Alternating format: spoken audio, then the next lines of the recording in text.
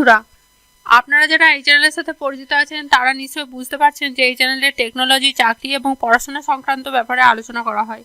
সুতরাং চ্যানেলটিকে সাবস্ক্রাইব করে রাখুন, পাশে থাকা বেল আইকনটিতে প্রেস করে রাখুন যাতে সোনার বাংলা অনলাইনে কোনো ভিডিও প্রকাশিত হলে নোটিফিকেশন পেতে পারেন আপনি সবার আগে।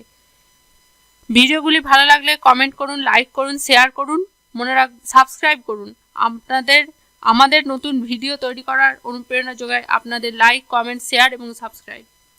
তো আজকে আমার দ্বাদশ শ্রেণীর বন্ধুরা তোমাদের ভারতীয় গল্প যেটা আছে অলৌকিক, তোমাদের সিলেবাসে বাংলায়, সেইটা নিয়ে আলোচনা করছি। অলৌকিক নামকরণের মধ্যে দিয়েই বোঝা যাচ্ছে যে এখানে অলৌকিক অর্থাৎ যে ঘটনার লৌকিকতাটা কম, অর্থাৎ অলৌকিক মানে মিরাকেলটা বেশি, সেই নিয়েই এই গল্পটা লেখা হয়েছে। লেখক হচ্ছেন কর্তা সিং দুগ্গাল। এই গল্পটি ইংরেজি শিরোনাম ছিল দ্য মিরাকেল। এই গল্পটির ভাষান্তর করেন আমাদের বাংলা কবি অনিন্দ সৌরভ। কর্তা সিং একজন পাঞ্জাবি লেখক।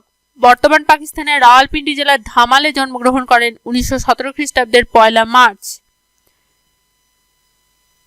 ফরম্যান খ্রিস্টান কলেজ থেকে ইংরেজিতে স্নাতকোত্তর ডিগ্রি অর্জন করেন তিনি। 1942 থেকে 66 খ্রিস্টাব্দ পর্যন্ত অল ইন্ডিয়া রেডিওতে পেশাগত জীবন কাটান। কর্মজীবনে অনেক সংস্থা তৈরি করেন, তার মধ্যে উল্লেখযোগ্য রাজা রামমোহন রায় লাইব্রেরি ফাউন্ডেশন। দুগ্গাল অনেক ছোট গল্প, উপন্যাস, কাব্যগ্রন্থ রচনা করেন। তার উল্লেখযোগ্য ছোট গল্পের সংকলন come back, my master, birth of a song ইত্যাদি। দুগ্গালকে পদ্মভূষণ, সাহিত্য একাডেমি, সোভিয়েত ল্যান্ড পুরস্কার দেওয়া হয়েছিল। 2012 সালের 26শে জানুয়ারি দুগ্গালের মৃত্যু হয়। তো এই অলৌকিক গল্পটাতে আমরা মূলত শিখ ধর্মের প্রবর্তক নানকের অলৌকিক ক্রিয়ার বর্ণনা দেখতে পাবো। একদিন নানক তার এক শিষ্য নাম মর্দানা তাকে নিয়ে হাসান আবদালের জঙ্গলে যাচ্ছেন। ভয়ানক গরম, ধুধু বালি পরিশ্রান্ত শরীরে শিষ্য মর্দানার জল তেষ্টা পায়। শিষ্যের এই অবস্থায় অবিচল হয়ে নানক ধ্যানে বসেন এবং জানতে পারেন পাহাড়ের চূড়ায় এক দরবেশ থাকে। নাম তার বলিকান্ধারী। একমাত্র তার কুয়োতেই জল আছে। সেখানে নানক মর্দানাকে যেতে বলে, কিন্তু মর্দানা সেখানে থেকে নানকের শিষ্য হবার কারণে তিনবার প্রত্যাখ্যাত হয়ে ফিরে আসে। তখন মর্দানাকে নানক একটা পাথরের চাঁই সরাতে বলে, আর তার নিচ থেকে বেরিয়ে আসে পাহাড়ি ঝর্ণাধারা। মর্দানা তার পিপাসা মেটায়। এরপর বলিকান্ধারীর কুয়োর জল কমে যায়, তাই মর্দানা আর নানককে মারতে একটা বিশালাকার পাথরের চাঁই মাটিতে ছুঁড়ে ফেলে দেয়, কিন্তু নানক তা ধরে নেয়। এখানেও আছে অলৌকিকতার ছোঁয়া। সেই থেকে এই জঙ্গলের নাম হয় পাঞ্জা সাহেব।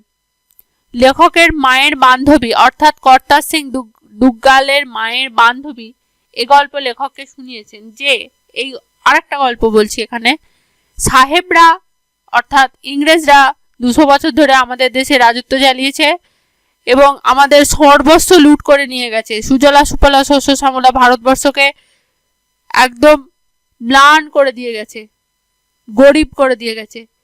সেই সাহেবরা একদা নিরস্ত্র ভারতবাসীর ওপর গুলি চালিয়ে তাদেরকে মেরে ফেলে, আর কিছু ভারতবাসীদের ট্রেনে চাপিয়ে অন্য জেলে নিয়ে যেতে বলা হয়, শহরের অন্য প্রান্তে, এবং ট্রেন যাতে কোথাও না থামে তারও নির্দেশ দেওয়া হয়। কিন্তু অসহায় মানুষের ক্ষুধা তৃষ্ণা ব্যথিত করে তোলে এই পাঞ্জা সাহেববাসীকে। পুরুষ, মহিলা এবং বাচ্চারা পাঞ্জা সাহেবের যারা ছিল রেল লাইনের ওপর শুয়ে পড়ে। তীক্ষ্ণ হুইসেল দিতে দিতে আসা ট্রেন উঠে যায় এই যে গল্পকথক মায়ের বান্ধবী, লেখকের মায়ের বান্ধবী, তার স্বামী ও অন্যান্য আরো মানুষের ওপর। কিন্তু কথকের কাছে এসে ট্রেন থেমে যায়। এই গল্প শোনার পর লেখকের মনে হয় যে চলন্ত ট্রেনকে যদি থামানো সম্ভব হয়, তবে একটা চাঙড়কে হাত দিয়ে থামানো অসম্ভব কিছুই নয়। নিজেদের জীবনকে যারা তুচ্ছ করে রুটি আর জল পৌঁছে দিয়েছিল ক্ষুধার্ত তৃষ্ণার্ত মানুষগুলোর হাত মুখে, তাদের প্রতি শ্রদ্ধায় জল আসে কর্তা সিং দুগ্গালাল অর্থাৎ লেখকের। তো এই ছিল অলৌকিক নিয়ে আমার আলোচনা, অলৌকিক গল্পটি নিয়ে আমার আলোচনা। পরীক্ষায় গিয়ে আসছে, ভালো করে পড়াশোনা করছো নিশ্চয়ই। যদি আমার এই ভিডিওটা তোমাদের কোনো উপকারে লাগে, কিছুমাত্র উপকারে লাগে, তাহলে কমেন্ট করো, শেয়ার করো, সাবস্ক্রাইব করো, লাইক করো। আর এই আলোচনার ওপর যদি তোমার কোনো জিজ্ঞাসা থাকে বা চ্যানেলটি কেমন লাগছে, ভালো না খারাপ, সে বিষয়ে কোনো বক্তব্য থাকলে নিচের দেওয়া হোয়াটসঅ্যাপ নম্বরে বা কমেন্ট বক্সে কমেন্ট করে জানাতে পারো। তো বন্ধুরা, আজকের মতো এই পর্যন্ত, আবার নেক্সট দিন দেখা হচ্ছে।